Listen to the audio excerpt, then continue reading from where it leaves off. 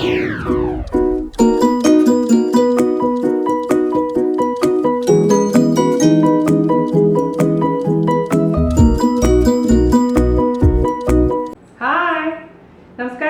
എന്തെങ്കിലും വിശേഷം? എല്ലാവർക്കും സുഖം തന്നെയല്ലേ? ഞാനിവിടെ സുഖമായിരിക്കുന്നു. അപ്പോൾ നമ്മളിന്ന് ചെയ്യാൻ പോകുന്നത് ഒരു വഴുതനങ്ങ മെഴുക്കുവരട്ടിയാണ്. ഞാൻ ഇതിനു മുമ്പ് വഴുതനങ്ങ ഫ്രൈയും അതുപോലെ തന്നെ വഴുതനങ്ങ പൊള്ളിച്ചതും ചെയ്തിട്ടുണ്ടായിരുന്നു. ചെയ്ത് നോക്കാത്തവർ ചെയ്ത് നോക്കാൻ മറക്കരുത്. വഴുതനങ്ങ മെഴുക്കുവരട്ടിയുടെ റെസിപ്പി ഒരുപാട് നാളെ ഒരുപാട് പേര് റിക്വസ്റ്റ് ചെയ്യാൻ തുടങ്ങിയിട്ട്, അപ്പോൾ എന്തായാലും ഇന്ന് ഉണ്ടാക്കണം, നിങ്ങൾക്ക് കൂടി ഒന്ന് ഷെയർ ചെയ്യാമെന്ന് വിചാരിച്ചു. അപ്പോൾ ഇന്നലെ ഇട്ടിട്ടുണ്ടായിരുന്ന നമ്മുടെ നെല്ലിക്ക സർബത്ത്, നെല്ലിക്ക സ്ക്വാഷ് ട്രൈ ചെയ്യാൻ മറക്കരുത്. നെല്ലിക്ക ഇപ്പോൾ വീക്കെൻഡിലൊക്കെ പോകുമ്പോൾ, ലുലുവിലൊക്കെ പോകുമ്പോൾ നെല്ലിക്ക വാങ്ങിക്കുക, അതിനുശേഷം ട്രൈ ചെയ്യുക. അല്ലെങ്കിൽ നാട്ടിലാണെങ്കിലോ അമേരിക്കയിലാണെങ്കിലോ ഒക്കെ ഇപ്പോൾ ചിലർ ഫ്രോസൺ നെല്ലിക്ക വെച്ച് ചെയ്യാൻ പറ്റുമെന്ന് ചോദിച്ചിട്ടുണ്ടായിരുന്നു എൻ്റെ അടുത്ത് ഡൗട്ടായിട്ട്. എനിക്കറിയില്ല കേട്ടോ, ഒന്ന് ട്രൈ ചെയ്ത് നോക്കും നിങ്ങൾ എന്തായാലും. ശരിയാവും തന്നെയാണ് ഞാൻ വിശ്വസിക്കുന്നത്. വേറെ കാര്യം എന്താണെന്ന് വെച്ച് കഴിഞ്ഞാൽ, ഒരുപാട് പേര് എനിക്ക് പറയാറുണ്ട്, പിന്നെ ചേച്ചിക്ക് മെസ്സേജ് അയച്ചിട്ട് FBയിൽ മെസ്സേജ് അയച്ചിട്ട് റിപ്ലൈ ഒന്നും വരുന്നില്ല എന്ന്. അതിൻ്റെ റീസൺ എന്താണെന്ന് വെച്ച് കഴിഞ്ഞാൽ, പലരും എനിക്ക് വീനാജാൻ എന്നൊരു പേഴ്സണൽ ഐഡിയിലാണ് മെസ്സേജ് അയക്കുന്നത്. പക്ഷേ ഞാൻ പേഴ്സണൽ ID ഇപ്പോൾ അധികം യൂസ് ചെയ്യാറില്ല, വളരെ റെയർ ആയിട്ട് മാത്രം ചെക്ക് ചെയ്യാറുള്ളൂ. ഞാൻ കൂടുതൽ ആക്റ്റീവ് ആയിരിക്കുന്നത് എൻ്റെ വീണാസ് കറിവേൾഡ് ഫേസ്ബുക്ക് പേജിലാണ്. ഫേസ്ബുക്ക് പേജിൽ നിങ്ങൾ എനിക്ക് മെസ്സേജ് അയച്ചാൽ മതി, തീർച്ചയായിട്ടും ഞാൻ റിപ്ലൈ അയക്കുന്നതായിരിക്കും. കാരണം എല്ലാത്തിലും കൂടി എനിക്ക് ഒരുമിച്ച് പറ്റുന്നില്ല, അതുകൊണ്ടാണ് കേട്ടോ. അപ്പോൾ എവിടെയെങ്കിലും ഒരു സ്ഥലത്ത് കോൺസെൻട്രേറ്റ് ചെയ്ത് കഴിഞ്ഞാൽ കുഴപ്പമില്ലല്ലോ. അപ്പോൾ ഒട്ടും വൈകാണ്ട് നമുക്ക് എങ്ങനെയാണ് വഴുതനങ്ങ മെഴുക്കുവരട്ടി തയ്യാറാക്കാം എന്ന് നോക്കിയിട്ട് വരാം.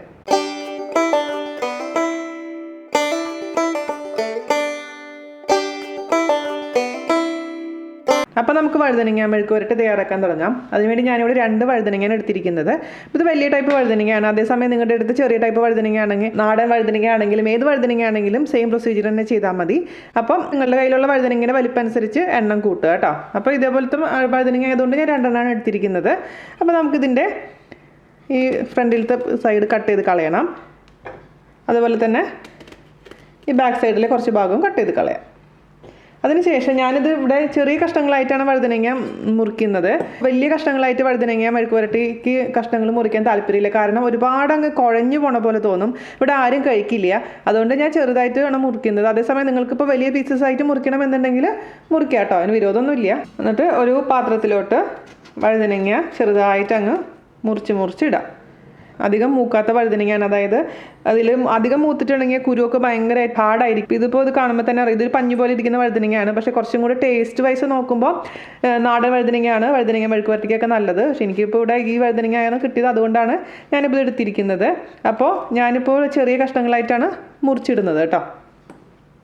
അപ്പോൾ നിങ്ങളുടെ പ്രിഫറൻസ് അനുസരിച്ച് വഴുതനങ്ങയുടെ വലിപ്പം കൂട്ടുകയോ കുറയ്ക്കുകയോ ചെയ്യാം. മൊത്തത്തിൽ അപ്പോൾ ഇതേപോലെ തന്നെ വഴുതനങ്ങ മുറിച്ചിടട്ടെ ഞാൻ ചെറുതായിട്ട്.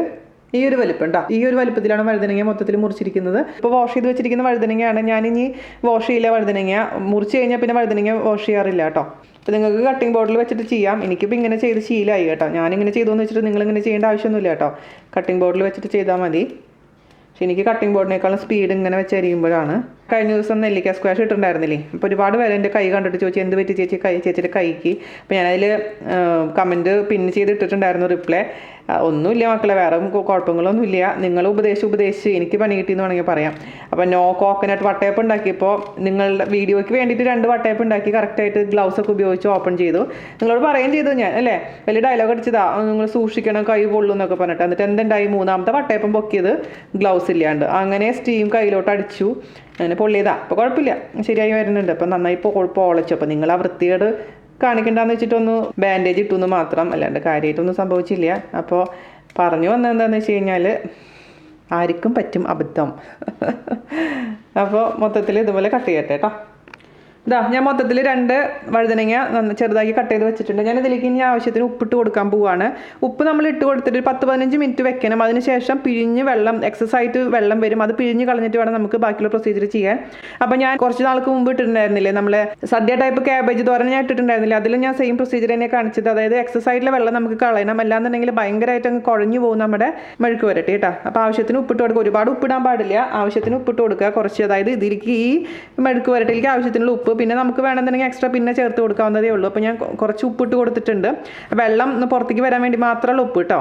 പിന്നെ നമ്മൾ ഇത് കഴുകുന്നില്ല, അതുകൊണ്ട് ഉപ്പിടുമ്പോൾ സൂക്ഷിക്കാം, ഓവറായിട്ട് ആദ്യം ഉപ്പിടരുത്. ഇനി നമുക്കിതിലേക്ക് കുറച്ച് മഞ്ഞൾപ്പൊടി ഇട്ട് കൊടുക്കാം. കളർ ചേഞ്ച് ഒഴിവാക്കാൻ വേണ്ടിയിട്ടാണ് അത് മഞ്ഞൾപ്പൊടി ഇടുന്നത്. അല്ലെങ്കിൽ ഒരു കറുത്ത കളർ നമുക്കിതിൻ്റെ മുകളിൽ ഫീൽ ചെയ്യും. അപ്പോൾ നന്നായിട്ട് മിക്സ് ചെയ്ത് കൊടുക്കുക. ഒരു 10-15 മിനിറ്റ് ഇങ്ങനെ വെക്കുക. അപ്പോൾ അതിന് ശേഷം നമുക്ക് കൈ കൊണ്ട് നന്നായിട്ട് പിഴിഞ്ഞ് വെള്ളം കളഞ്ഞതിന് ശേഷം നമുക്ക് മെഴുക്ക് പുരട്ടി തയ്യാറാക്കാം. ഓക്കെ, അപ്പോൾ ഇതുകൊണ്ട് ഇരിക്കട്ടെ കേട്ടോ. അപ്പോൾ നമ്മുടെ വഴുതനങ്ങ ഞാനവിടെ ഉപ്പും മഞ്ഞൾപ്പൊടിയും കൂടി ചേർത്ത് വെച്ചിട്ടുണ്ട്. അപ്പോൾ ആ സമയം കൊണ്ട് ഞാനൊരു 15 ചെറിയുള്ളി എടുത്തിട്ടുണ്ട്. തൊലി കളഞ്ഞ് കഴുകി വെച്ചിരിക്കുന്ന ചെറിയുള്ളിയാണിത്. നിങ്ങളുടെ അടുത്ത് ചെറിയുള്ളി ഇല്ല എന്നുണ്ടെങ്കിൽ സവാള ഉപയോഗിക്കാം. പക്ഷേ ഏറ്റവും ടേസ്റ്റ് ചെറിയുള്ളി ഉപയോഗിക്കുമ്പോൾ തന്നെയാണ് കിട്ടുക. സവാളയാണെങ്കിൽ വലിയ ഒരു സവാള ഉപയോഗിക്കാം, ചെറുതാണെന്നുണ്ടെങ്കിൽ 2 സവാള ഉപയോഗിക്കാം കേട്ടോ. അപ്പോൾ ഞാൻ ഈ ചെറിയുള്ളി ഒന്ന് ചതച്ചെടുക്കാൻ പോവുകയാണ്. അല്ലെങ്കിൽ ജസ്റ്റ് മിക്സിയിൽ ജസ്റ്റ് ഒന്ന് ക്രഷ് ചെയ്തെടുക്കുക, അല്ലെങ്കിൽ ചോപ്പറുണ്ടെങ്കിൽ ചോപ്പ് ചെയ്തെടുക്കുക. എന്താണെങ്കിലും കുഴപ്പമൊന്നുമില്ല. പക്ഷേ ഓവറായിട്ട് ഫൈനാക്കി അരിയാൻ പാടില്ല. ജസ്റ്റ് ഒന്ന് ചതച്ചെടുക്കുക. ഓക്കെ, അപ്പോൾ ഞാൻ ചതച്ചെടുത്ത് ശേഷം കൊണ്ടുവരാം. ഒരു 10 മിനിറ്റ് കഴിഞ്ഞു കേട്ടോ. നമുക്ക് ഇനി എന്താ ചെയ്യേണ്ടതെന്ന് പറഞ്ഞു കഴിഞ്ഞാൽ ഇതിന് എക്സസ് ആയിട്ടുള്ള വെള്ളം നന്നായിട്ട് പിഴിഞ്ഞ് കളഞ്ഞിട്ട് വേറൊരു പാത്രത്തിലോട്ട് ഇതങ്ങ് ഇട്ട് കൊടുക്കുക. അപ്പോൾ നിങ്ങൾക്ക് ഇപ്പോൾ വലിയ പീസായിട്ട് വേണമെന്നുണ്ടെങ്കിൽ ഇതേപോലെ തന്നെ പ്രൊസീജിയർ ചെയ്യാം കേട്ടോ. വലിയ പീസായിട്ട് അരിഞ്ഞിട്ട് ഇതേപോലെ പിഴിഞ്ഞ് കളഞ്ഞതിന് ശേഷം വേറൊരു പാത്രത്തിൽ ഇട്ട് കൊടുത്തിട്ട് നമുക്കങ്ങ് ഉണ്ടാക്കിയെടുക്കാം. പക്ഷേ ചെറുതാവുമ്പോൾ കുറച്ചും കൂടെ നന്നായിരിക്കുന്നതാണ് എൻ്റെ അഭിപ്രായം. അപ്പോൾ ഇപ്പോൾ കുറച്ച് പോയിട്ടുണ്ടാവും. അപ്പോൾ നമുക്ക് നോക്കിയിട്ട് അവസാനം എക്സ്ട്രാ ഉപ്പ് ആഡ് ചെയ്ത് കൊടുത്താൽ മതി. കാരണം ഇപ്പോൾ ഒരുപാട് ഉപ്പൊന്നും ഞാൻ ഇട്ട് കൊടുത്തിട്ടില്ല. ലൈറ്റായിട്ട് ഇതിൻ്റെ ഉള്ളിൽ നിന്ന് വെള്ളം പുറത്തേക്ക് വരാൻ വേണ്ടി മാത്രമേ ഉപ്പ് ഇട്ട് കൊടുത്തിട്ടുള്ളൂ കേട്ടോ. അല്ലാതെ ഒരുപാട് ആദ്യം തന്നെ ഉപ്പിട്ട് കൊടുക്കരുതേ. പിന്നെ ഉപ്പ് കച്ചിട്ട് നമുക്ക് കഴിക്കാൻ പറ്റില്ല നമ്മളെ കറി. അതുകൊണ്ടാണ് ഞാൻ എപ്പോഴും പറയുന്നത് ഉപ്പ് ഇടുമ്പോൾ ശ്രദ്ധിക്കണം. എന്നിട്ട് എന്നോട് ചോദിക്കും, ചേച്ചി ഉപ്പ് കൂടിപ്പോയി, ഞാൻ ഇനി എന്താ ചെയ്യേണ്ടതെന്നൊക്കെ പറഞ്ഞ് ഒരുപാട് പേര് മെസ്സേജ് അയക്കാറുണ്ട്. ഉപ്പ് കൂടി കഴിഞ്ഞാൽ പിന്നെ നമുക്ക് എന്താ ചെയ്യാൻ പറ്റുക? എനിക്കതിനുള്ള പ്രതിവിധി അറിയില്ല കേട്ടോ. പ്രത്യേകിച്ച് മെഴുക്ക് പുരട്ടിയിലൊന്നും നമുക്ക് കാര്യമായിട്ടൊന്നും ചെയ്യാൻ പറ്റില്ല. പിന്നെ കുറേ സവാള വേണമെങ്കിലൊക്കെ വഴറ്റി ചേർക്കാമെന്നല്ലാതെ എന്നാലും ഒരു പരിധി ഉണ്ട് എല്ലാത്തിനും. അപ്പോൾ മൊത്തത്തിൽ ഇതിൻ്റെ വെള്ളം പിഴിഞ്ഞ് കളഞ്ഞതിന് ശേഷം നമുക്ക് ചെയ്യാം. ഇതിൽ നിന്ന് കംപ്ലീറ്റ് വെള്ളം പിഴിഞ്ഞെടുത്തിട്ടുണ്ട്.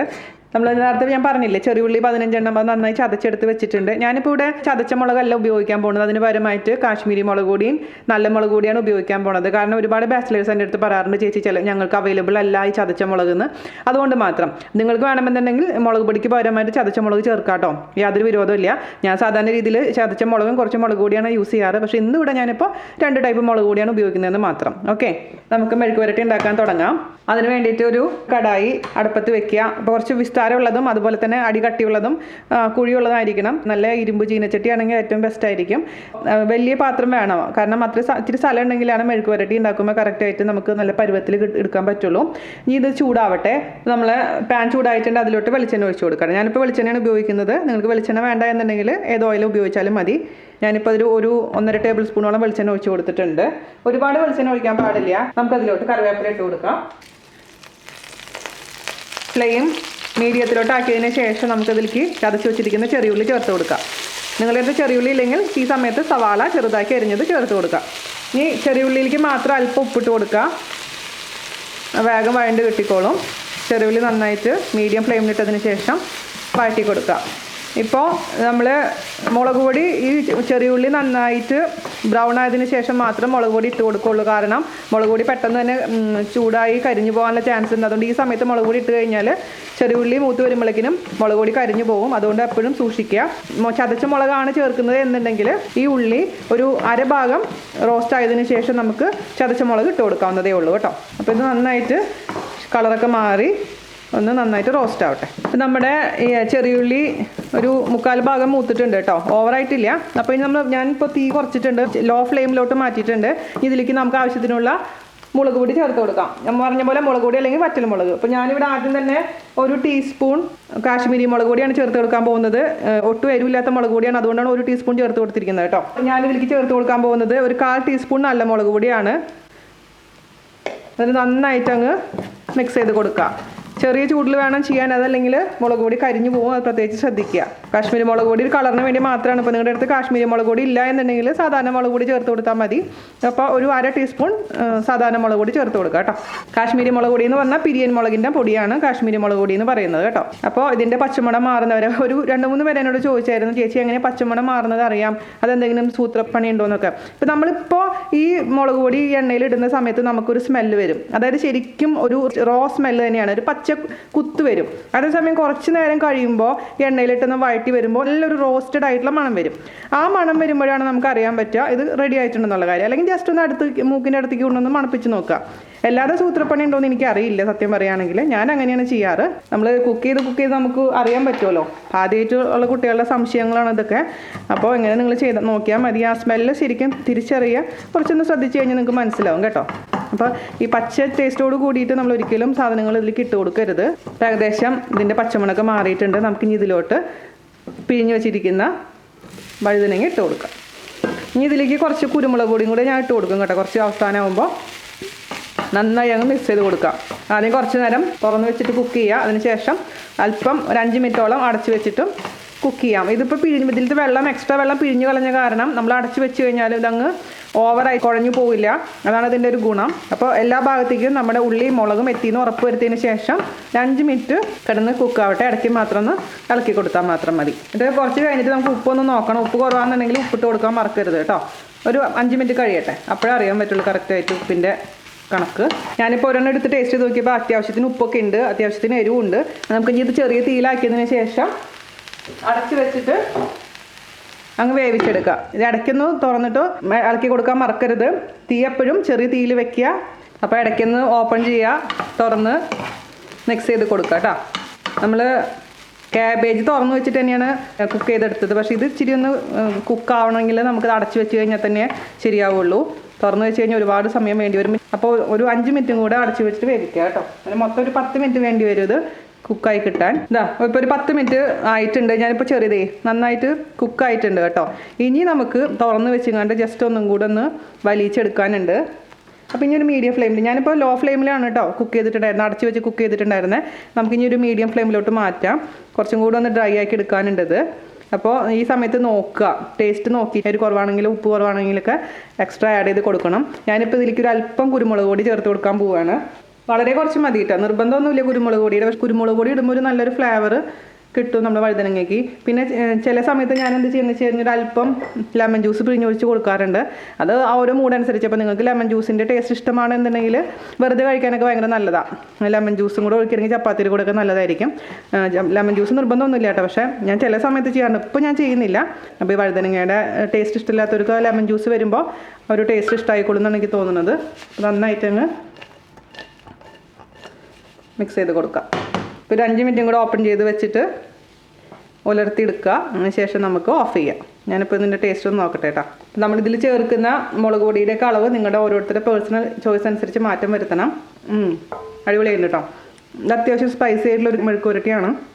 ഈ മെഴുക്കുവരട്ടി ഉണ്ടെങ്കിൽ നമുക്ക് പിന്നെ വേറൊരു മെഴുക്കുവരട്ടിയുടെ ആവശ്യമൊന്നുമില്ല. ചോറും മെഴുക്കുവരട്ടിയും തൈരും അച്ചാറൊക്കെ ഉണ്ടെങ്കിൽ ഒരു പിടി പിടിക്കാം. സംഭവം കൊള്ളാം. പിന്നെ ഞാൻ പറഞ്ഞ പോലെ നാടൻ വഴുതനങ്ങയാണെങ്കിൽ ഇതിനേക്കാളും കുറച്ചും കൂടെ ടേസ്റ്റ് കൂടും.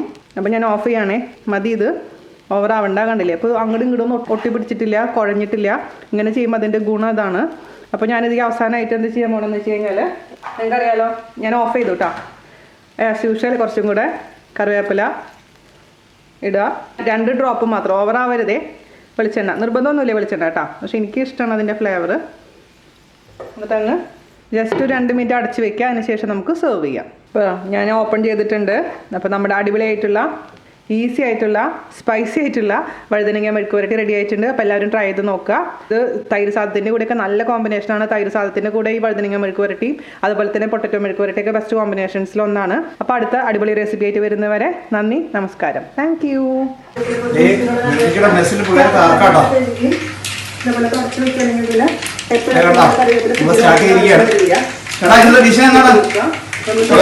നമ്മുടെ പാൽക്കപ്പ, പിന്നെ മീനില്ലാത്ത മീൻകറി. ഇതാണ് ഞങ്ങളുടെ main assistant mister Sumesh from Bangalore. മീനില്ലാത്ത മീൻകറിക്കുള്ള പ്രിപ്പറേഷനിലാണ് ഇവര്. അതിനുള്ള എല്ലാ സാമഗ്രികളും ഇവിടെ റെഡിയാണ്.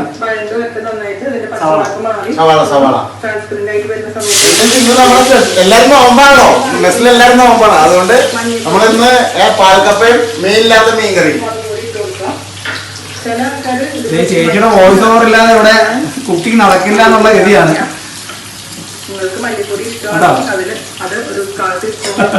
ഇനി 2 പേരുണ്ട്. അതിനകത്ത് ഒരുത്തൻ വീഡിയോ എടുത്തോണ്ടിരിക്കുന്നത്. പേര് ഷാരോൺ എന്നാണ്, ട്രിവാൻഡ്രംകാരൻ. ഒരുത്തൻ ഇടുക്കിക്കാരനാണ്. അവന് ക്യാമറയിൽ വരാൻ നാണമാണ്.